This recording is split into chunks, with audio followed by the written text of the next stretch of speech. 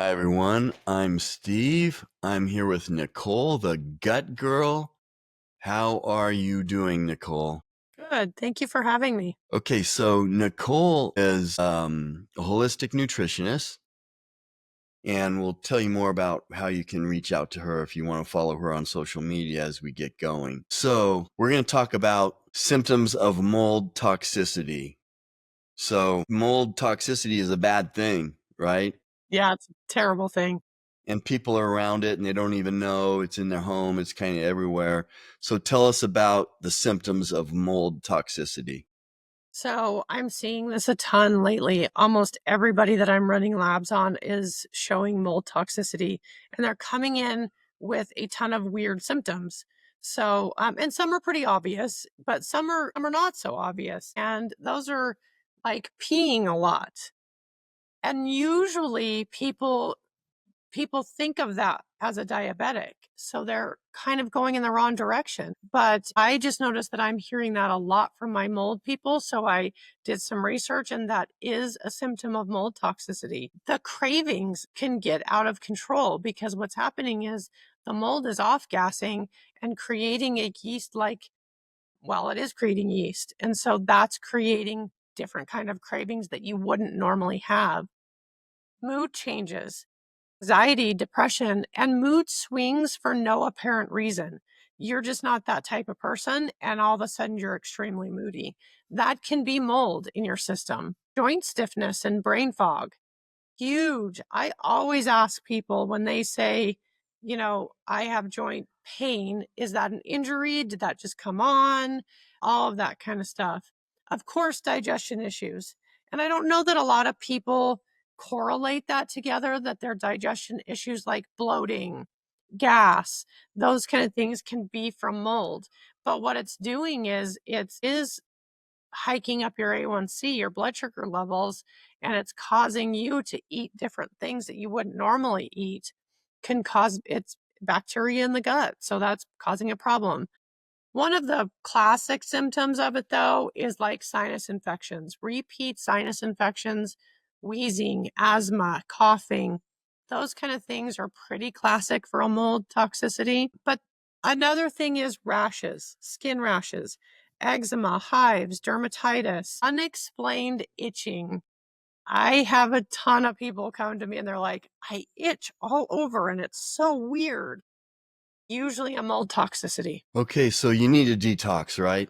Yes. So let me ask you that first. And all these symptoms doesn't mean you have mold, Right. Could be other but things. right, it could be a lot of things, but it's all those symptoms don't sound good and it's probably not good. Right. So you got to detox first, right? And then, okay, so tell me, what are the detox techniques or strategies? So first of all, you got to get the mold out of your wherever it's coming from, whether it's your home. I had a person that had a Sprinter van that was full of mold, and she was traveling in that constantly. So So why detox if you're going to stick around the mold? exactly, if you just can't get the mold out, then you're just going to perpetually have the problem. So you got to start that first. Here's a little tip to that also. If you attempt this first on your own, everybody says use bleach. Do not use bleach. It actually can grow the spores and make it so you can't see the growth of the spores. You should be using hydrogen peroxide and vinegar. And that's the better way to eradicate mold, small levels of mold. Okay, so once you get rid of the mold, now it's time to detox. So what do you do?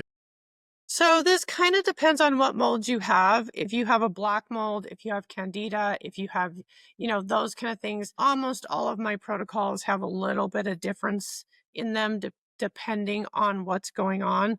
I will start with something like a wormwood, the same thing you would start with a parasite cleanse. And then I would move into a candida protocol because that's probably 9 times out of 10 growing as you with you along with the mold.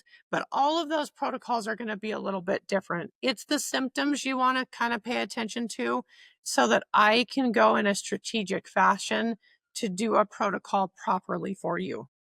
Okay, if you guys have questions, put them in the comment section. I'll make sure Nicole sees those. I think we are on Facebook, so you can put your questions there also. Okay, so now diet comes into play, right? Absolutely. If you're eating a standard So that American was a diet, smart question. just a little bit. Okay, what do you do? How do you clean up So your diet? you better stop the standard American diet. No processed sugars. In this case, I do stop all dairy products and I do cut out gluten because those kind of things can feed mold. And you do not want that, especially processed sugars. If you cannot do any of the other things, you need to get out the processed sugars because all you're doing is feeding mold. Okay, good advice, Nicole.